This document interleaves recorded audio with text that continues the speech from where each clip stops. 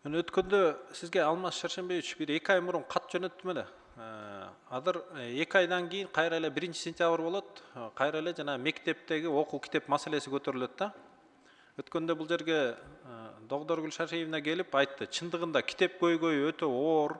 Жалпысынан бир 8 миллиард 600 миллион сомдой акча керек. Бул маселени толук чечиш үчүн депчи.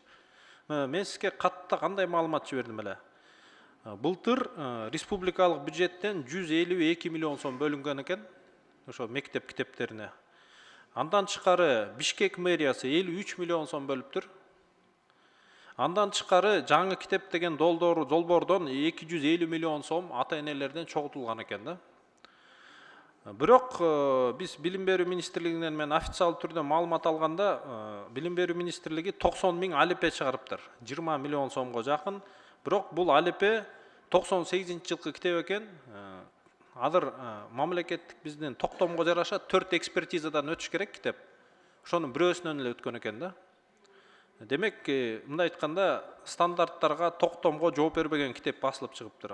Экинчиден, 7-8 класстар боюнча жалпысынан 425 миң китеп басылыптыр. Бул диндердин о өнүгүү тарыхы, адам жана коом, анан человек общество деп орус варианты жалпысынан 93 миллион сомго. Бирок бул китептер дагы ошол Билим берүү министрлигинин өзүнүн токтомуна жараша жанагындай перечень учебников, рекомендованных к использованию дегенге жооп бербейт экен да.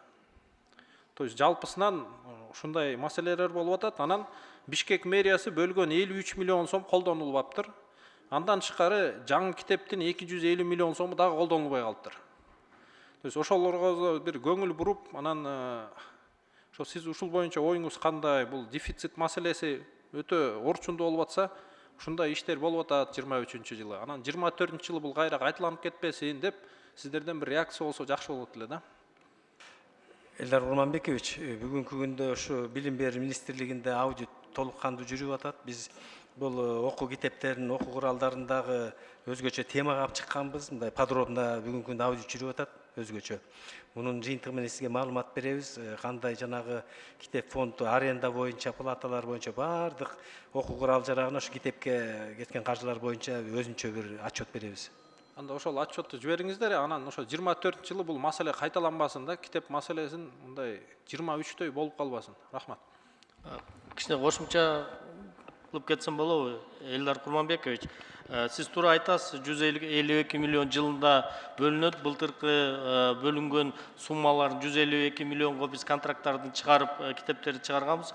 Быйылкы жылкы бөлүнгөн суммага бүгүнкү күндө биз контрактный 90 миллионго обязательствобуз бар. Дагы 57 миллионго бизге ушул жакынкы арада контрактка чыкканы китептер чыгарганыбыз аракеттенебиз, чтобы ушул сумма 152 миллион освоиться этиш керек. А берки жанакы окуу китебинде түзүлгөн акча чогулткан арендадан сиз билесиз, мына жакынкы арада биз жанакы Маршал Кавендиштеги STEM предметтерге китептерди ошол жака өздөштүргөн жумшаган аракеттенебиз. Рахмат. Ошо кыскасы 1-сентябрда бул маселе мындай орчундуу көйгөйгө айланбасын. Ошону азыркыдан контролго алыңыздар. Рахмат. Эми кошумча жооп бере турган болсоңор, улуктап сурап, анан өзүңөрдү тааныштырып сүйлөсөңөр макулбу? Кечиресиз. Кийинки сөз Урмон Улукбек Жолбукаровичке берилет. Рахмат. Саламаттык сактоо министрлигинен барбы ким бул жерде? Өкүл.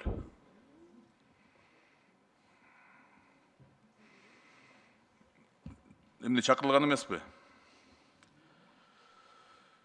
Мен мына отчеттон бир маалыматка көңүл бургум келет. Үй бүлөлүк дарыгерлер тобунун жазылган калктын саны 6 миллион 643 миң экен. Демек сыртта бизден болгону 357 миң гана адамыбыз жүрөт экен да. А биз миллиондон ашуун адамдарыбыз мирасат экендигин билебиз бардыгыбыз.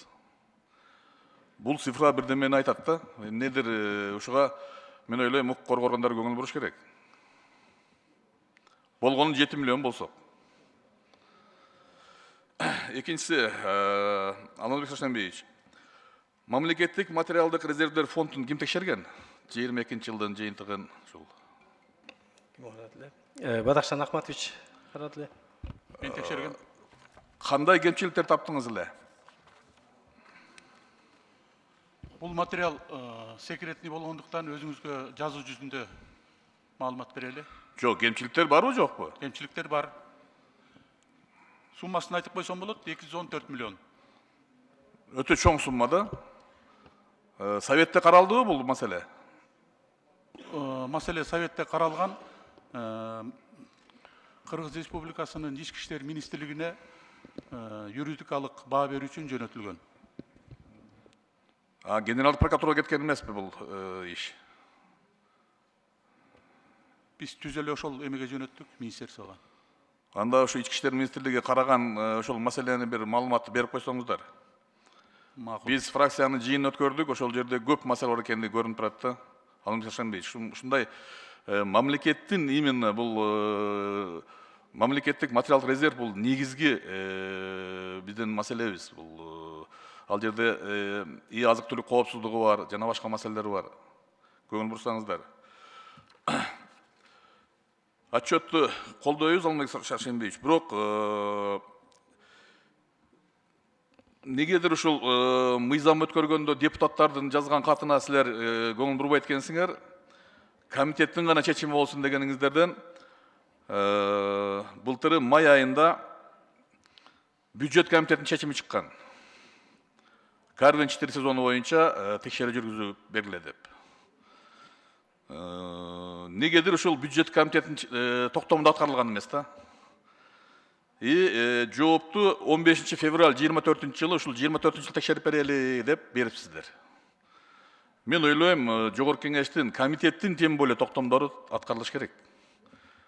Мен ушуну сиздер жетектеген ишкананын кемчилиги катары белгилеп кетким келет. Бюджеттик комитет бул негизги комитет. Кантип булар ушул өздөрүнүн токтомуна жооп берилбеген отчетту кабыл алышты, мен билбейм. Замечание кылбай. Мен ойлойм, 24-жылы ушу комитеттин чечимдерине көңүл бурсаңыздар биринчи кезекте. Өзгөчө бюджеттик комитет чечимдерине. Рахмат. Рахмат, урматтуу депутаттар. Суроо жооп бүттү. Комитеттин корутундусун окуу үчүн бюджет экономикалык жана фискалдык саясат боюнча комитеттин төрагасынын орун басары Массабиров Талайбек Айтмаматовичке сөз берилет. Алмазбек Шаршенбиевич, отура бериңиз. Рахмат, Нурбек Амарбекович. Урматтуу депутаттар, Кыргыз Республикасынын эсептөө палатасынын 2023-жылдагы иши жөнүндө Кыргыз Республикасынын эсептөө палатасынын төрагасынын отчету жактырылсын жана Кыргыз Республикасынын жогорку кеңешинин кароосуна киргизилсин. Рахмат, аппарат каттоону ачыңыздар. Каттоодон 82 депутат өттү, каттоону жабыңыздар. Аталган токтом долбоорун добушка коем, добуш бериңиздер.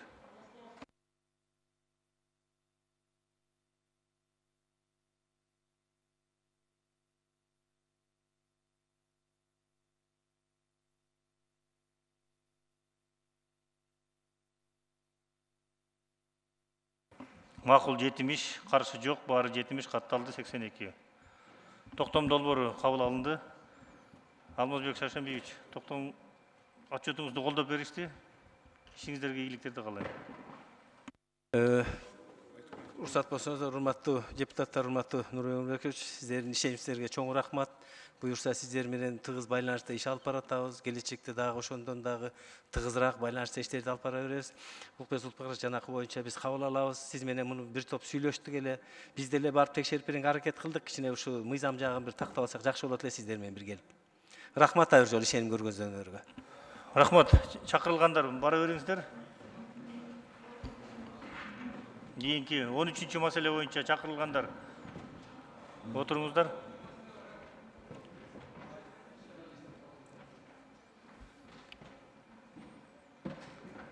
Эки миң жыйырманчы жана 2022 жылдарга карата Кыргыз Республикасынын эсептөө палатасынын финансылык отчеттуулугуна аудит жүргүзүү үчүн көз карандысыз аудиторлорду дайындоо жөнүндө жогорку кеңештин токтом долбоору бюджет экономикалык жана фискалдык саясат боюнча комитет караган. Баяндамачы Акматов Алмазбек Шаршенбиевич, эсептөө палатасынын төрагасы. Алмазбек Шаршенбиевич, сөз сизде. Кечиресиздер, Нурбек Амарбекович, представитель комиссия болгон Вадим Александрович окуп койсо жакшы болот да. мейли. Эмеге чыгып алсыңыз? Жака.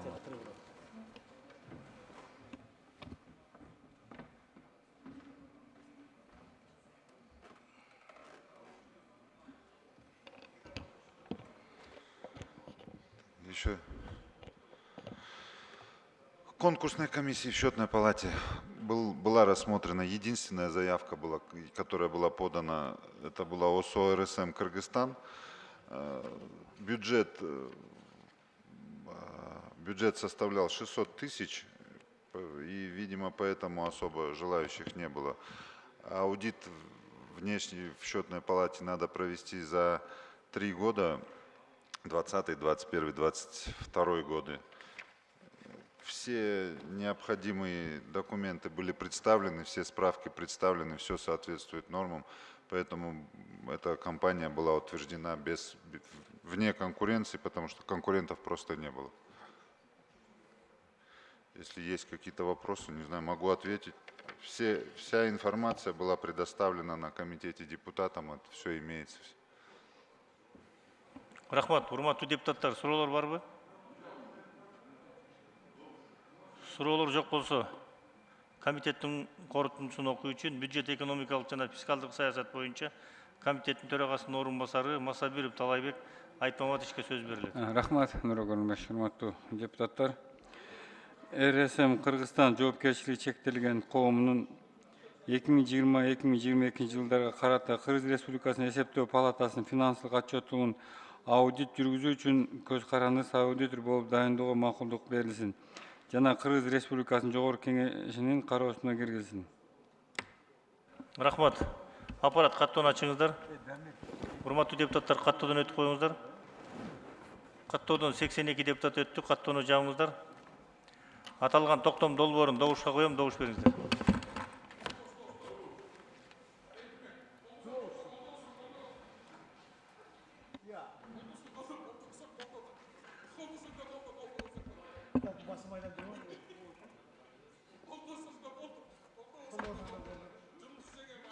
Макул 67, каршы 1, баары 68, катталды 82.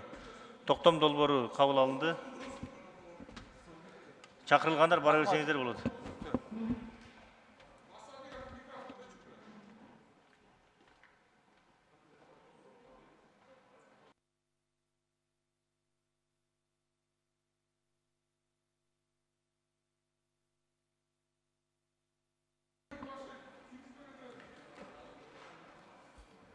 Бияққа келіп отырсаңар 14-ші маселе боюнча.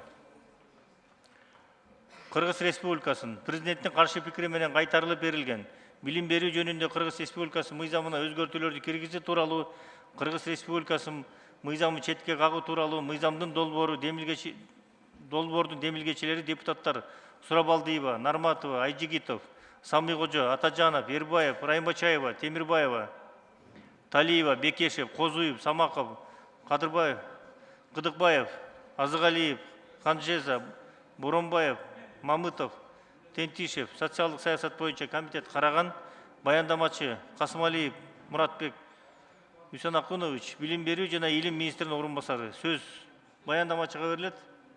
Ортого трибунага чыксаңыздар.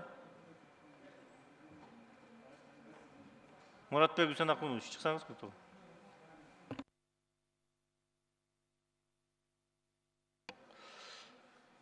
Саламатсызбы, урматтуу төраганын орун басары, урматтуу депутаттар. Буга чейин Кыргыз Республикасынын билим берүү жөнүндө мыйзамына өзгөртүү киргизүү жөнүндө Кыргыз Республикасынын мыйзам долбооруна Кыргыз Республикасынын министрлер кабинетинин 2023 жылдын 26 декабрындагы номер 670 тескемеси чыккан.